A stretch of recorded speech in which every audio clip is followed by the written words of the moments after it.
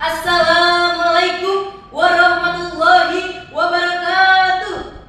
Alhamdulillahirabbil alamin. Wassalatu wassalamu ala asyrafil anbiya'i wal mursalin sayyidina wa maulana Muhammadin wa ala alihi wa sahbihi ajmain. Amma ba'd.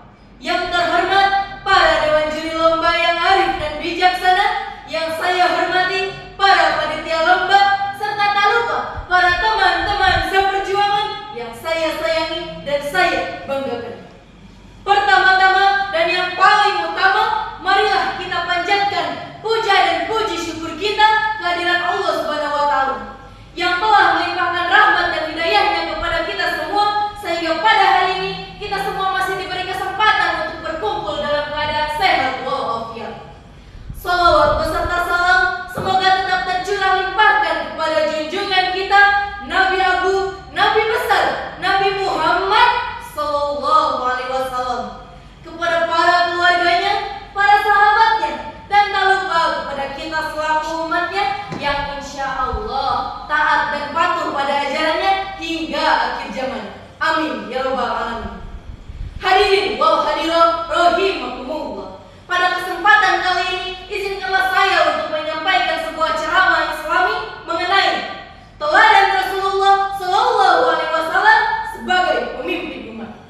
Hadirin wal hadirat, setiap zaman melahirkan seorang pemimpin, tapi tidak setiap pemimpin melahirkan perubahan. Ada pemimpin yang dipuja karena kekuasaannya, kekayaannya, atau bahkan karena ketenarannya.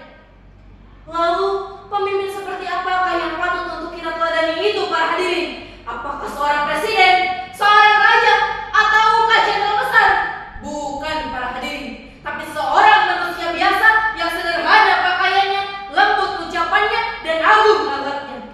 Dialah Rasulullah Shallallahu Alaihi Wasallam, yang insya Allah, para hadirin, jika kita meneladani akhlaknya, maka Allah akan melimpahkan rahmatnya kepada kita semua.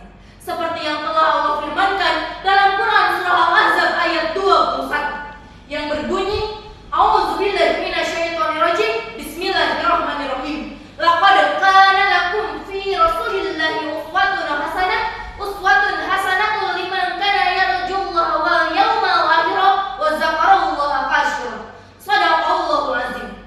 Yang artinya, dan sungguh telah ada pada diri Rasulullah itu suri tauladan yang baik bagimu, yaitu bagi orang yang mengharap rahmat Allah dan kedatangan hari kiamat, dan yang senantiasa mengingat Allah. Hadirin wal hadirat, sebagai seorang pemimpin, Rasulullah Shallallahu Alaihi Wasallam tidak membangun istana, tapi membangun peradaban. Beliau tidak menumpuk kekayaan, tapi memupuk akhlak di hati umat manusia. Apa rahasianya, para hadirin? Rahasianya ada pada 4 sifat utama beliau yang wajib kita teladani. Ada yang tahu? Jika belum tahu, izinkan saya memberitahu ya. Yang pertama adalah sidik, yang berarti jujur. Rasulullah Shallallahu Alaihi Wasallam selalu berkata benar. Bahkan sebelum beliau diangkat menjadi nabi pun, masyarakat Mekah sudah menjulukinya sebagai Al-Amin, yang berarti yang terpercaya. Hadirin, kejujuran dalam kepemimpinan adalah harga mati. Karena apa?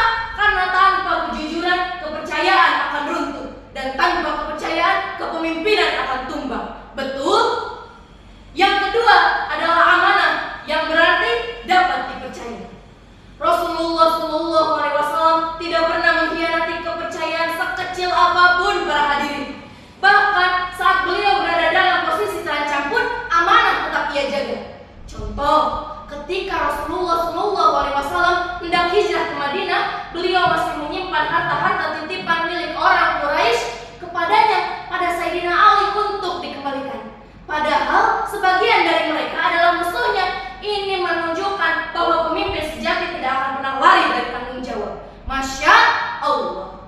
Yang ketiga adalah tabligh, yang berarti menyampaikan wahyu.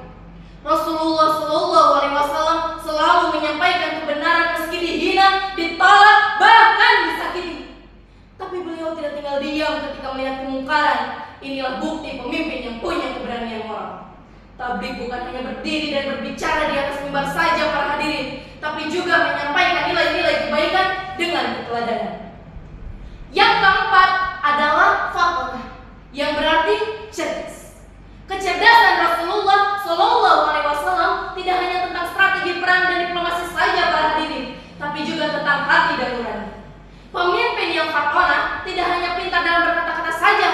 bijak dalam bertindak, cerdas yang melindungi, bukan yang menipu.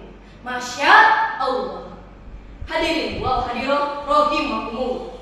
Dari apa yang saya sampaikan tadi dapat kita simpulkan bahwa Nabi Muhammad adalah seorang pemimpin yang sempurna. Tidak hanya umat Islam, kepemimpinan Nabi Muhammad juga dapat diterima oleh seluruh lapisan masyarakat dengan berbagai suku, ras, bangsa, bahkan agama. Michael Hart, seorang berkebangsaan Amerika, penganut Yahudi, dan penulis buku The 100 Ranking of the Most Influential Person in History, juga berani menempatkan Rasulullah SAW dalam posisi teratas 100 tokoh paling berpengaruh dalam sejarah.